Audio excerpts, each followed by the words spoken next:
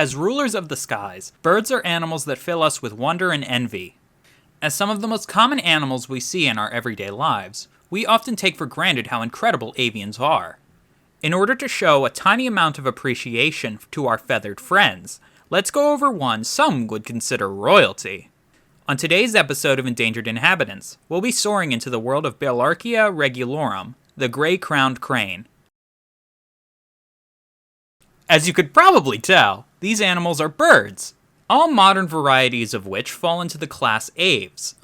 Birds are actually feathered theropod dinosaurs that constitute the only known living dinosaurs. The first avalians capable of powered flight appeared in the Middle Jurassic around 150 million years ago. Cranes are found in the clade Neoaves, which contains 95% of the roughly 10,000 known species of extant birds, only excluding the paleognaths and the fowls. They are then classed in the order Guriformes, along with the rails, flufftails, finfoots, azabels, trumpeters, and the limpkin. All true cranes are classed in the family Guridae, of which our crowned crane are the most basal of the extant cranes, being the first to split off evolutionarily. These cranes are found in the genus Belarchia, sharing the genus with one other member, the black-crowned crane. These two were once treated as the same species, but are separable now on the basis of genetic evidence, calls, plumage, and bear parts. With this, all modern authorities treat them as different species today.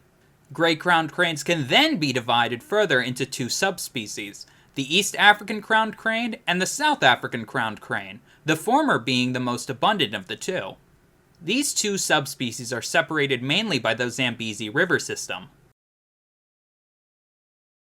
These cranes are around a meter or 3 foot 3 inches tall, while weighing around 3.5 kilograms or 7.7 pounds on average. When discussing birds, a new variable enters the equation, that being wingspan. These birds have an average wingspan of 2 meters or 6 foot 7 inches. The only kind of sexual dimorphism they exhibit is that males are marginally larger than the females on average. They can live up to 20 to 22 years in the wild, but can live up to 30 in captivity. Another common thing that comes up in discussion about birds is their plumage, the layer of feathers that covers the bird, along with the pattern, color, and arrangements of those feathers. The body plumage is mainly gray, with the wings being predominantly white, along with a distinctive black patch at the very top. The head has a crown, quote-unquote, of stiff golden feathers with a bright red inflatable throat pouch. They sport white cheek patches and patches of red skin above them on the head. They sport a relatively short gray bill. They sport large nostrils halfway up the tip, an adaptation allowing the bird to breathe even when the bill is dipped in water. Even though these birds are a meter tall, they are extremely lightweight. This is due to their hollow skeleton, designed to reduce the mass of the bird and make powered flight easier. The wings are actually the bird's forelimbs, composed of 3 bones, the humerus, ulna, and radius. The hand, or manus, has 3 digits that serve as an anchor point for their primaries, one of the groups of the flight feathers responsible for the wing's shape. The remaining feathers on the wing are known as the coverts, of which there are 3 sets. Like me, these birds have long legs, designed for wading through grasses and wetland vegetation. Their feet are long and slender, adapted for balance rather than defense or grasping. These legs, along with excellent peripheral vision, help them spot predators in the tall savanna grasses they call home. These birds are found in sub-Saharan Africa. They can be found in Uganda, South Sudan, Kenya, the Democratic Republic of the Congo, Rwanda, Burundi, Tanzania, Zambia, Malawi, Zimbabwe, Angola, Mozambique, Namibia, Botswana, and South Africa. Vagrant individuals can also be found in Lesotho and Eswatini. These birds can inhabit wetlands such as marshes, pans, and dams with tall emergent vegetation, riverbanks, open riverine woodland, shallowy flooded plains, and temporary pools with adjacent grasslands, open savannas, croplands, pastures, fallow fields, and irrigated areas. They show a preference for short to medium height open grasslands adjacent to wetlands for foraging. Speaking of foraging, these birds are omnivorous, meaning they commonly forage for a variety of things. Plant material ingested includes grasses, seeds, ground nuts, soybeans, maize, millet, reeds, and heath berries. Eaten insects include grasshoppers, locusts, and flies, as well as mollusks, worms, and crustaceans. On the off chance, vertebrate prey can include frogs, snakes, small fish, other amphibians, and other small reptiles.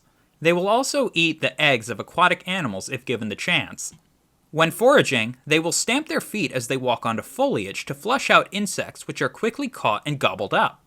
These birds also associate with grazing herbivores, benefiting from the ability to grab prey items disturbed by animals like antelope, gazelles, and zebras, similar to the more common cattle egret. These birds are diurnal, spending their daylight hours focused on foraging for food. At night, the cranes spend their time in trees, sleeping and resting. These cranes, and the black-crowned crane, are the only cranes capable of roosting in trees, as their long hind toe can grasp onto branches. The trait is assumed to be ancestral among cranes, which has been lost in the other genre within Guridae. These animals are considered social birds, typically living in pairs or small family groups during most of the year, but can congregate into large flocks of up to 200 individuals, especially outside of the breeding season. They are very territorial regarding nesting sites during the breeding season, but no observations have been made of any territorial displays regarding foraging sites. They have a repertoire of calls that they can use to communicate with each other.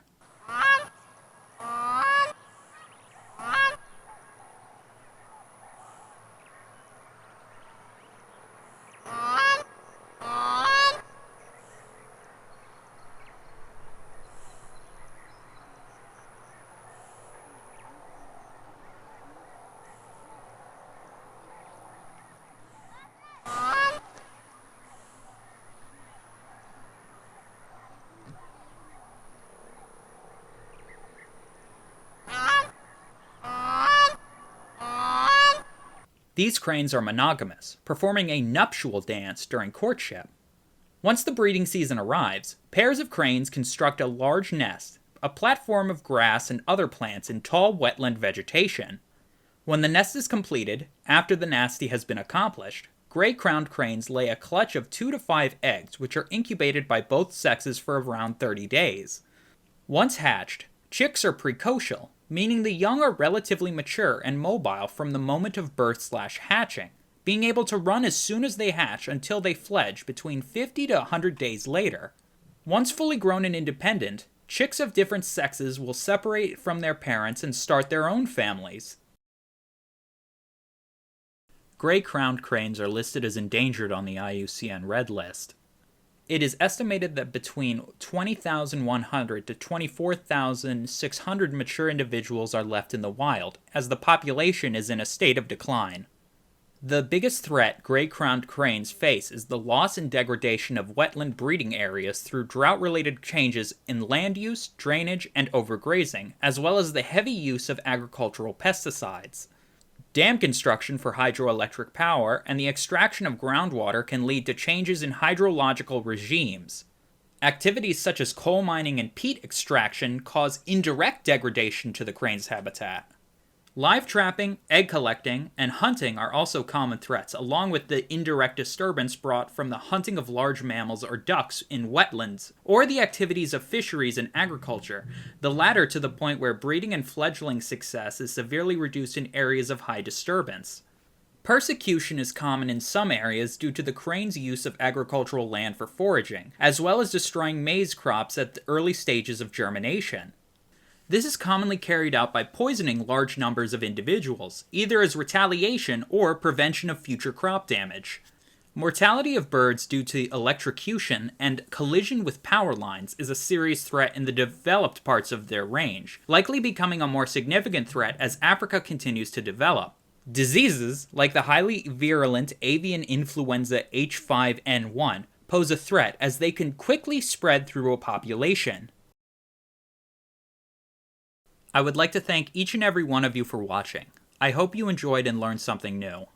Make sure to hit like, subscribe, and leave a comment with any thoughts or queries down below if you enjoyed this garbage. This is the first, and possibly last, bird covered on the channel, as I wanted to break the trend of posting mostly mammals.